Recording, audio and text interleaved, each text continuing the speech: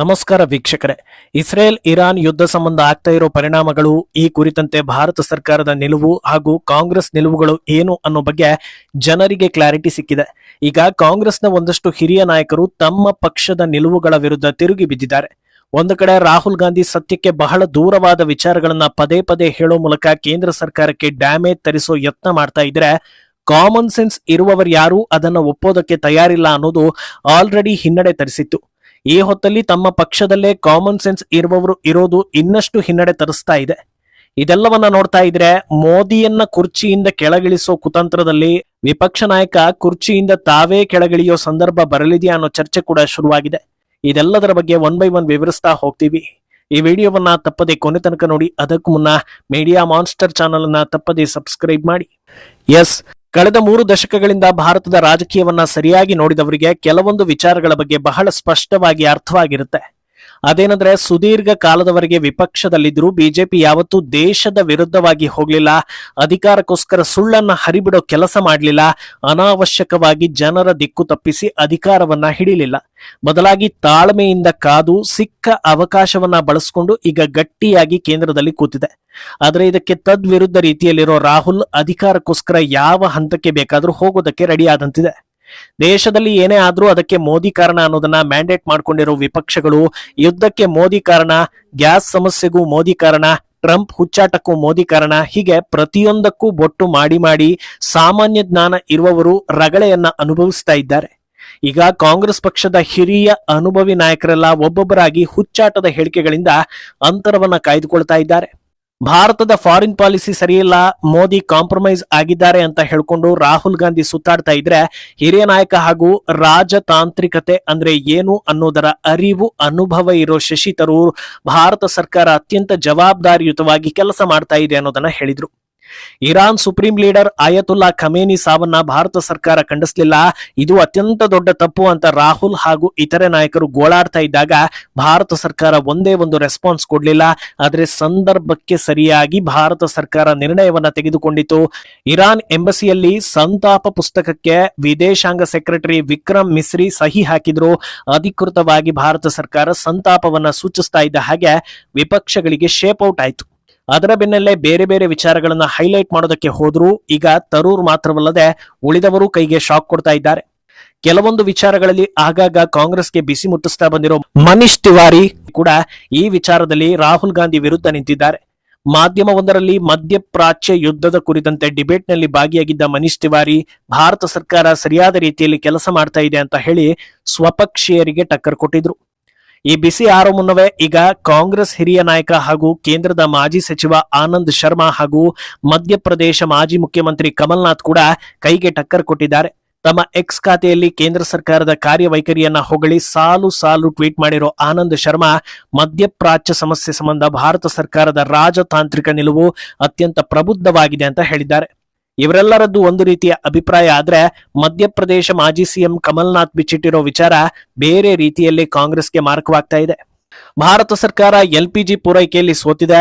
ಇದೆಲ್ಲದಕ್ಕೂ ಕೇಂದ್ರ ಸರ್ಕಾರದ ಫಾರಿನ್ ಪಾಲಿಸಿ ಕಾರಣ, ಮೋದಿ ಕಾಂಪ್ರಮೈಸ್ಡ್ ಅನ್ನೋದನ್ನೇ ಪದೇ ಪದೇ ಕೈ ನಾಯಕರು ಹೇಳ್ತಾ ಇದ್ದಾರೆ. ಆದ್ರೆ ಅದೇ ವಿಚಾರಕ್ಕೆ ಪ್ರತಿಕ್ರಿಯೆ ನೀಡಿರೋ ಕಮಲ್ನಾಥ್ ಹೇಳೋದು, ದೇಶದಲ್ಲಿ LPG ಶಾರ್ಟೇಜ್ ಆಗಿಲ್ಲ, ಸಮರ್ಪಕವಾಗಿ ಪೂರೈಕೆ ಮಾಡ್ತಾ ಇದ್ದಾರೆ. ಆದ್ರೆ LPG ಶಾರ್ಟೇಜ್ ಆಗಿದೆ ಅನ್ನೋ ರೀತಿಯ ವಾತಾವರಣವನ್ನ ಕ್ರಿಯೇಟ್ ಮಾಡ್ತಾ ಇದ್ದಾರೆ ಅನ್ನೋದನ್ನ ಹೇಳಿದ್ದಾರೆ.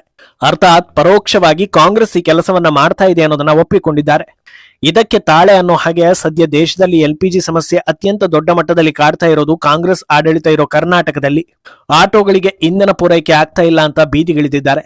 ಕರ್ನಾಟಕ ಸರ್ಕಾರ ಮೋದಿ ಕಡೆ ಕೈ ತೋರಿಸ್ತಾ ಕೂತಿದೆ. ಆದ್ರೆ ಬೇರೆ ರಾಜ್ಯಗಳಲ್ಲೂ ಇಂಥ ಸಮಸ್ಯೆಗಳು ವರದಿ ಆಗ್ತಾ ಇಲ್ಲ. ಅದೂ ಅಲ್ಲದೆ ಇಂಥ ಸಿಚುವೇಶನ್ ಅನ್ನ ಕೆಲವರು ದುರ್ಬಳಕೆ ಮಾಡಿಕೊಂಡು ಸಿಲಿಂಡರ್ ಗಳನ್ನ ಸ್ಟಾಕ್ ಮಾಡ್ತಾ ಇದ್ದಾರೆ, ಬ್ಲಾಕ್ ಮಾರ್ಕೆಟ್ ನಲ್ಲಿ ಮಾರಾಟ ಮಾಡ್ತಾ ಇದ್ದಾರೆ. ಆಯಾ ರಾಜ್ಯಗಳ ಸರ್ಕಾರ ಪಕ್ಷ ಭೇದ ಮರೆತು ಇಂಥ ದಂಧೆಗಳನ್ನ ಪತ್ತೆ ಮಾಡಿ ಜನರಿಗೋಸ್ಕರವಾದ್ರೂ ಒಗ್ಗಟ್ಟಿನಿಂದ ಕೆಲಸ ಮಾಡಿ ಅಂತ ಮೋದಿ ಸಾರಿ ಹೇಳಿದ್ದಾರೆ. ಹಲವು ರಾಜ್ಯಗಳಲ್ಲಿ ರೇಡ್ಗಳು ನಡೀತಾ ಇದ್ದು ಸಿಲಿಂಡರ್ ಬ್ಲಾಕ್ ಮಾಡ್ಕೊಂಡಿದ್ದವರೆಲ್ಲ ಸಿಕ್ಕಿ ಬೀಳ್ತಾ ಇದ್ದಾರೆ.